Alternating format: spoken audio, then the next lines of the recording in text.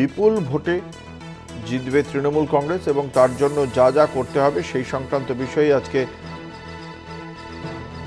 জানিয়ে দিলেন মুখ্যমন্ত্রী মমতা বন্দ্যোপাধ্যায়। পরিষদীয় দলের যে বৈঠকে, সেই বৈঠকে যে বিধায়ক ভালো কাজ করছে তাদের যেমন প্রশংসা করেছেন, যাদের কাজের মধ্যে কোনো সমস্যা রয়েছে সে বিষয়টিও তুলে ধরেছেন মুখ্যমন্ত্রী। সবাইকে একসঙ্গে নিয়ে চলতে বলেছেন তিনি।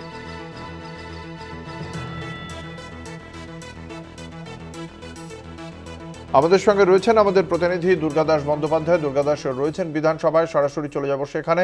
আজ তৃণমূল কংগ্রেস সুপ্রিমো তথা রাজ্যের মুখ্যমন্ত্রী মমতা বন্দ্যোপাধ্যায় পরিষদীয় দলের বৈঠকে 2026-এর বিধানসভা নির্বাচনের প্রস্তুতি নিয়ে ঠিক কি নির্দেশ দিয়েছেন বিধায়কদের?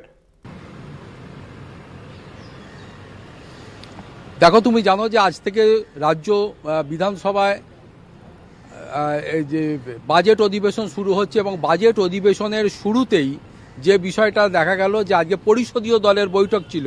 এই পরিষদীয় দলের বৈঠকে আজকে কিন্তু মুখ্যমন্ত্রী নিজে উপস্থিত ছিলেন এবং মুখ্যমন্ত্রী নিজে উপস্থিত থেকে তিনি দলীয় নেতা কর্মীদের উদ্দেশ্যে যে বার্তা দিয়েছেন তার নির্যাস হলো এই যে দলের আগামী দিনে অর্থাৎ 2026-এর যে বিধানসভা নির্বাচন, সেই নির্বাচনকে পাখির চোখ করে দলের যে রাশ সেটা কিন্তু পুরোপুরি তিনি নিজের হাতে রাখলেন এবং এখানে দ্বিতীয় কোনো ব্যক্তি বা দ্বিতীয় কোনো কমান্ড এখানে থাকবে না। তিনিই শেষ নির্দেশ দেবেন, তিনিই শেষ সিদ্ধান্ত নেবেন দলের যে কোনো বিষয়ের ক্ষেত্রে, সেটা প্রার্থী চুজ করা থেকে আরম্ভ করে দলের সাংগঠনিক দিক থেকে শুরু করে যে কোনো বিষয়ে। পাশাপাশি তিনি বলেছেন যে দলের মধ্যে, দলের অন্দরে কারুর কোনো বক্তব্য থাকতে পারে, কারুর কোনো ক্ষোভ থাকতে পারে, কিন্তু এই বিষয়গুলো কখনোই ওপেন স্পেসে অর্থাৎ দলের বাইরে বলা যাবে না। বলতে গেলে নির্দিষ্ট পদ্ধতি অনুসরণ করতে হবে। রাজ্যের বিভিন্ন জেলাতে যে সমস্ত নেতৃবর্গকে এই দায়িত্ব দেওয়া যাবে তার কাছে প্রয়োজনে লিখিতভাবে সেটা জমা দেবে যে তার কি বক্তব্য এবং তার কি অভিযোগ রয়েছে। পাশাপাশি যে সমস্ত ঊর্ধ্বতন নেতা কর্মী, বিধায়ক, সাংসদ, মন্ত্রীরা রয়েছেন তাদেরকেও বলা হয়েছে যাদের যদি কোনো অভিযোগ থাকে তাহলে অরূপ বিশ্বাসের নেতৃত্বে যে হোয়াটসঅ্যাপের গ্রুপ তৈরি করা হয়েছে সেখানে তারা লিখিতভাবে জানাবেন। অরূপ বিশ্বাস সঙ্গে সঙ্গে তা মুখ্যমন্ত্রীকে বা দলনেত্রীকে সেটা জানাবেন এবং দলনেত্রী তার সেই সাজেশনের পক্ষে বা বিপক্ষে তিনি যে সিদ্ধান্ত নেবেন সেটাই কার্যকরী হবে। এবং বলেছেন যে দলে বিগত দিনে যেটা দেখা গেছে লড়াইয়ের ক্ষেত্রে মাদার বা যারা দলের মাদার কংগ্রেস তৃণমূল কংগ্রেস করেন, বরিষ্ঠ যারা নেতা মন্ত্রী রয়েছেন তাদের সঙ্গে যুব যারা রয়েছে তাদের মধ্যে একটা ফারাক রয়েছে, তাদের একটা ডিস্টেন্স মেনটেন করা হচ্ছে যেন প্যারালাল দুটো লবি কাজ করে। মুখ্যমন্ত্রী এক্ষেত্রে বলে দিয়েছেন যে কোনো দুটো লবি হবে না। বিগত দিনে যারা সিনিয়র ছিলেন, যারা লড়াইয়ের ময়দানে ছিলেন, দলের সঙ্গে ছিলেন, তাদেরকে ডেকে আনতে হবে। যুবতে যারা রয়েছে, ছাত্রতে যারা রয়েছে তাদের একসাথে কাজ করতে হবে আগামী দিনে দলকে শক্তিশালী করতে এবং 26-এর বিধানসভা নির্বাচনে 2/3 আসন যে তিনি পাবেনই সেটা কনফার্ম করেই তিনি বলেছেন যে কোনো সিনিয়র জুনিয়রের ভেদ এখানে রাখা যাবে না। এখানে প্যারালাল লবি কিছু হবে, লবি একটাই হবে এবং নির্দেশ একটাই থাকবে। সেটা মমতা বন্দ্যোপাধ্যায় যে দিশা দেবেন, যে নির্দেশ দেবেন সেইটাই থাকবে।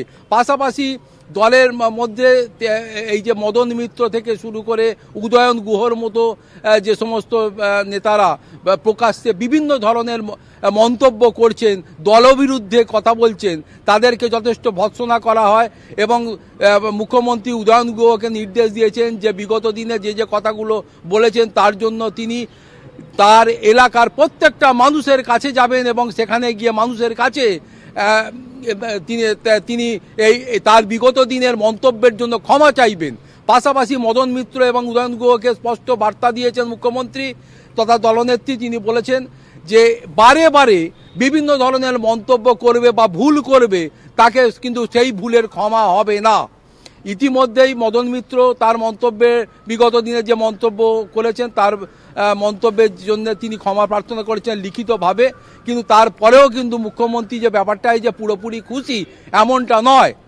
পাশাপাশি জ্যোতিপ্রিয় মল্লিককে যেভাবে কনস্পিরেসি করে রাজনৈতিক একটা ভ্যান্ডাটার মাধ্যমে তাকে আটকে রাখা হয়েছিল সেটা আবার তিনি তুলে নিয়ে এসছেন এবং তিনি স্পষ্ট করে বলেছেন যে তিনি নির্দোষ এবং বেআইনিভাবে বা তাকে উদ্দেশ্য প্রণোদিতভাবে তাকে জেলে আটকে রাখা হয়েছিল।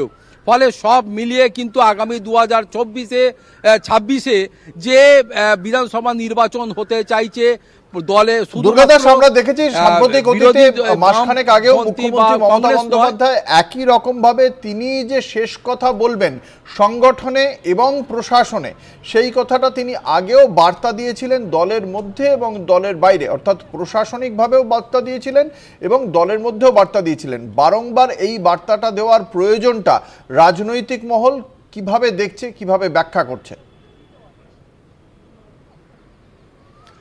দেখো, বিগত দিনে তো এ রাজ্যের যত লড়াই হয়েছে, সে বিধানসভা নির্বাচন থেকে শুরু করে লোকসভা নির্বাচন থেকে শুরু করে নিচু স্তরে যে সমস্ত পঞ্চায়েত নির্বাচন বা পুরসভা নির্বাচনে একটা বিষয় কিন্তু খুব প্রকট হয়ে উঠেছে।